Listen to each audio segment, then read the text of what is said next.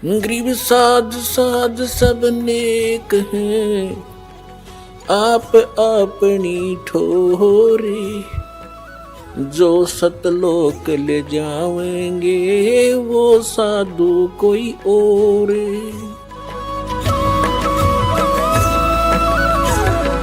तो कहने का भाव ये है पुण्यात्मा, जो प्रसंग चलता था वही आते हैं कि जैसे क्या मांगू कुछ थिर ना रहाई, और देखत नैन चला जग जाई, 1 लाख पूत 1.25 लाख नाती, और उस रावण के आज दीवान बैठी। के मांग गई आगे घटिया वस्तु, ठीक है भगवान दे रहा है ठीक है, और डिमांड करो ना देते ये मत सोचो कि भी भगवान ने ऐसा क्यों नहीं दिया। ये सब कुछ दे सकता आपको, ये जो चाहे सो कर सकता कबीर परमात्मा। इसकी डिक्शनरी में इम्पॉसिबल वर्ड नहीं है, ये वो समर्थ परमात्मा है। लेकिन बात यही ध्यान में रखना कि डॉक्टर उसी को वही वस्तु अलाउड करेगा जो उसके रोग में बढ़ावा नहीं, रोग ने सहयोगी हो। तो ये भी आप ध्यान रखना, ऐसी वस्तु आपको यहां से मिलेगी नहीं जो आपकी भक्ति का नाश करे, और बाकी आपका काम कोई 8 लाख गएगी नहीं। ये सत्कर मान लियो, बेसिक लिख लेना कि तक कोने में डायरी के।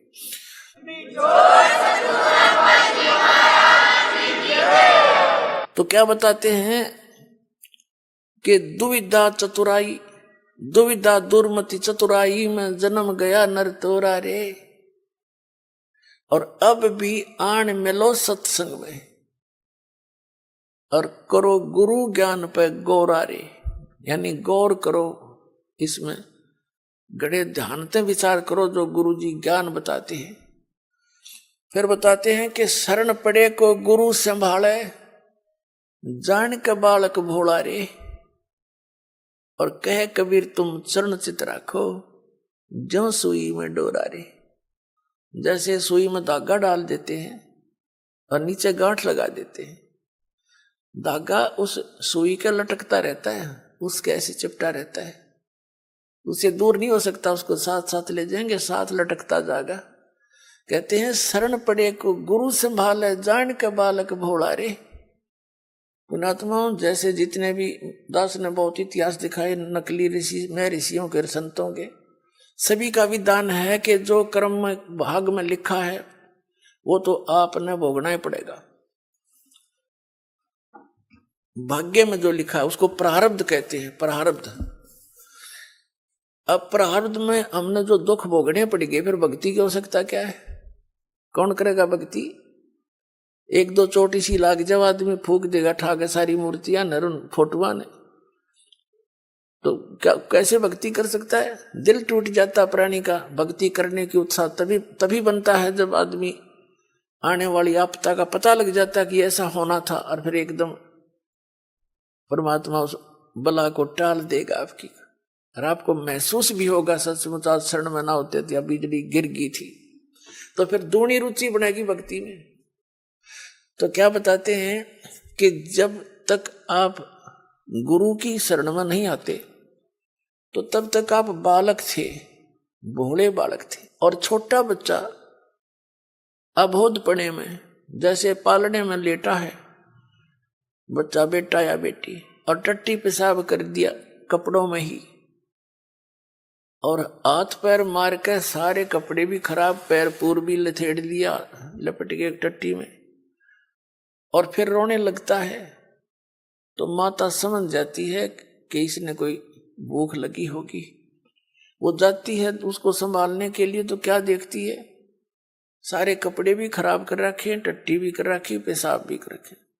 तो उसने बालक बुरा नहीं लगता, उसको पता है, इसने पता को नहीं, ज्ञान है माँ ने कि इसको पता नहीं, बालक से उसको ऊपर कोई दोष नहीं, कोई क्रोध नहीं करती। उन्हें उठावेगी, धोवेगी, मांजेगी खूब अच्छी तरह, कपड़े धोकर सुखावेगी, नए पर आवेगी, और छाती का लावेगी, फिर लाड करेगी, दूध पिलावेगी। तो आज जब तक इस शरण में नहीं आते परमात्मा कबीर जी की में, आप ऐसे बच्चे हो, और अनजानपने में ना जाने कितनी गलती करके आप कति छट गए, उसमें लथड़े पड़े हो। लेकिन कहते हैं शरण पड़े को गुरु संभाले, और जान का बालक भोला रे। कहे कबीर तुम चरण चित राखो जो सुई में डोरा रे। आपका इतना काम है।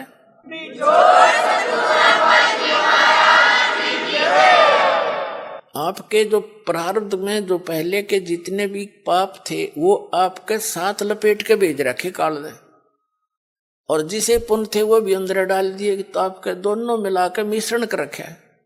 तो अब परमात्मा आपके उन पापों को धोएगा सारा ने, और फिर आपको सोच कर लेगा, और सोच करके फिर सीने का लगाओगा और सतलोक में ले जाकर दूध पियाओगा, यानी वहां सदा सुखी कर देगा आपको।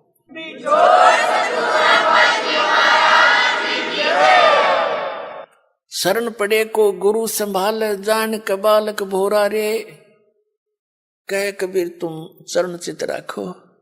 फिर आपका कर्तव्य बताया है कबीर साहब ने, आप भी अपने गुरु जी से ऐसा अभेद संबंध कर लो, मन में दोष नहीं आवे। जिस दिन आपके गुरु जी के प्रति कोई विकार आता है, यानी कोई कमजोरी झांकते हो गुरुदेव के अंदर, तो उस दिन आपका नाम खंडित हो जाता है।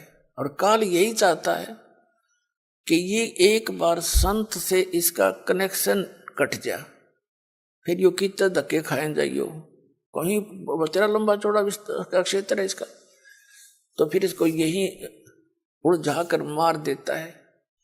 तो परमात्मा कहते हैं द्वार धनी के पड़ा रहे, धक्के धनी के खावे, 100 काल जगजोल ही पर द्वार छोड़ नहीं जावे। एक ये फाइनल फार्मूला है इस भक्ति मार्ग में।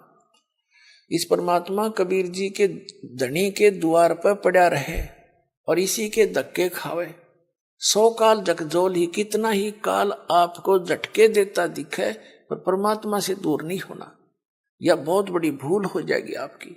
अगर जैसे हम अज्ञानता में यानी बगैर अध्यात्म ज्ञान के कई बार बहुत कमजोर सोच बना लेते हैं और हम भूल जाते हैं कि हमने युगों युगों से पापों की गठड़ी बांध रखी है।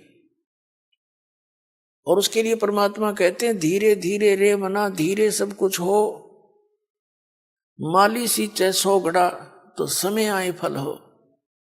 आप जी ने भक्ति का बीज ईब बोया है युग, कितने युगों के बाद।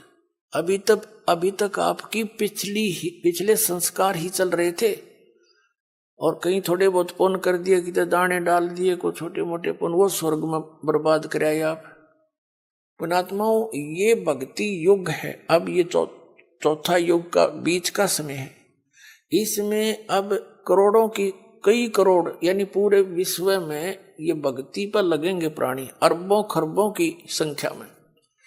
और जो पार होगे वो तो होगे, और रह भी बतेरे जाएंगे, तो वो जो रह जाएंगे ना उनकी दुर्गति घनी होगी, क्योंकि ये कमाई तो इतनी गजब की बनेगी आपकी।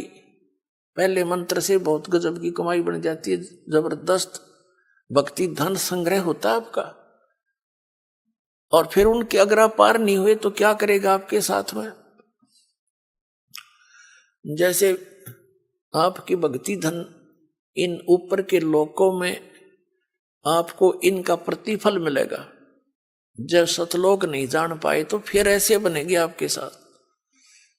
इस मूल कमल में गणेश जी का जाप है, आपको दिया जाता है, इसका भक्ति धन आपका इकट्ठा हो रहा है, और पार हुए नहीं तो आगे छड़ी यही रहेगी आपकी। फिर ये लुटेरे आपको टर्न बाई टर्न लूटेंगे। आप गणेश जी के लोक में जाओगे, वहां गण बना देंगे आपको, आपकी पूंजी होगी, रेस्टोरेंट तैयार है, उसका कमीशन है इन देवताओं का। जैसे होटल के मालिक होते हैं उनका कमीशन होता है वो अलग से, यानी उसमें अपना नारा चार्ज लगाते हैं उस बिल में। तो आप कहीं किसी में 10% आपकी कमाई से, किसी में 15%, किसी में 20-25% ये अपना लेते हैं, तब अपना गुजारा चला रहे हैं। ये कंगाल लोग है 21 ब्रह्मांड तक का उस सतलोक की दृष्टि में। और अब भक्ति के धनी लोग वहां जाते हैं, जैसे यहाँ कुल्लू मनाली में जाते हैं गर्मियों में सेठ लोग, और 10-20 हजार रुपये खराब करके उल्टे फिर आ जाते हैं मुंह लटका के कर्म क्षेत्र में।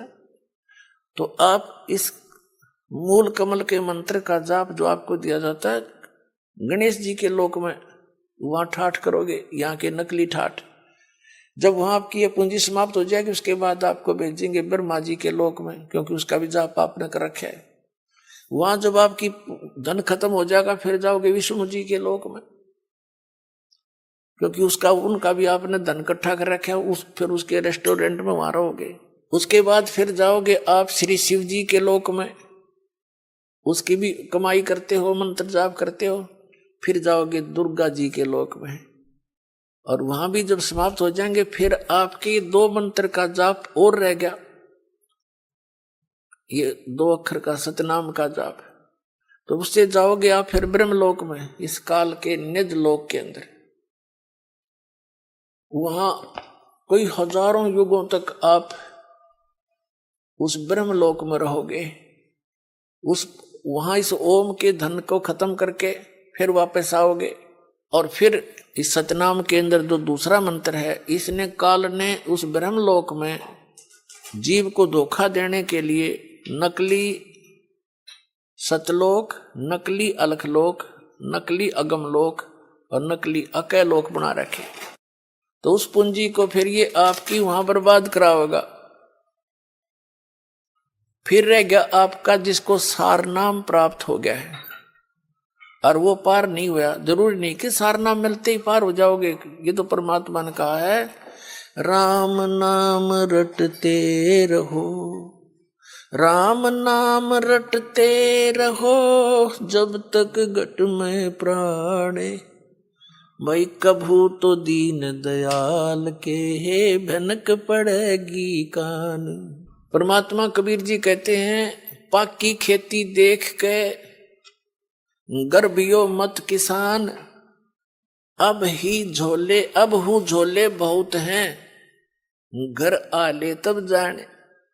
कहते हैं या पाकी खेती देख के खेत में अभिमान ना करना किसान, अभी तक बहुत झाड़ या आंधी वर्षा ओले आंधी तूफान शेष है, ना जाने की बिजली पड़ जा, तेरे घर आले जब मानिए तेरे धन तेरे घर आ गया। इसलिए बताते हैं कि ये ना समझना सार नाम मिल गया तुम पारे होगे। सार नाम की कमाई और मर्यादा में अंतिम श्वास तक करते हुए, और एक विशेष कसक बनाओ सतलोक में जान की, तब वहां जाओगे जा आशा तांबासा होई, मन कर्म वचन सुमरियो सोई।